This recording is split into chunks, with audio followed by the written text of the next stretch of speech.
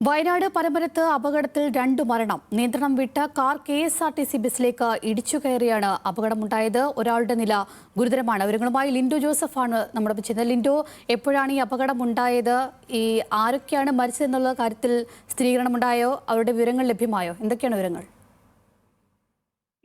കൂടിയാണ് അപകടം ഉണ്ടായത്. വയനാട് പനമരത്തിനടുത്ത് കൂളിവയൽ എന്ന സ്ഥലത്തായിരുന്നു നിയന്ത്രണം വിട്ട കാർ KSRTC ബസ്സിലേക്ക് ഇടിച്ചു കയറി അപകടം ഉണ്ടായത്. അപകടത്തിൽ 2 പേർ മരണപ്പെട്ടു. ഒരാളുടെ നില ഗുരുതരമാണ്. മരണപ്പെട്ടതിൽ ഒരാൾ കാർ ഉടമയായ രഞ്ജു മാത്യു ആണ് എന്നാണ് ലഭിക്കുന്ന വിവരം. 3 പേരാണ് കാറിലുണ്ടായിരുന്നത്. മറ്റു 2 പേരും അന്യസംസ്ഥാന തൊഴിലാളികളാണ് എന്നാണ് നിലവിൽ ലഭിക്കുന്ന വിവരം. ഒരാൾ മരണപ്പെട്ടു. ഒരാളുടെ നില ഗുരുതരമായി തുടരുകയാണ്. KL57 രജിസ്ട്രേഷനുള്ള ചുവന്ന സ്വിഫ്റ്റ് കാറാണ് അപകടത്തിൽപ്പെട്ടത്. ഈ മരണപ്പെട്ട മലയാളിയെ തിരിച്ചറിയാൻ ബന്ധുക്കൾ നിലവിൽ ഹോസ്പിറ്റലിൽ എത്തിയിട്ടുണ്ട്. മറ്റ് വിവരങ്ങൾ അറിഞ്ഞു വരുന്നതേയുള്ളൂ. ശരി, ലിൻഡോ ജോസഫാണ് വിവരങ്ങൾ നൽകിയത്.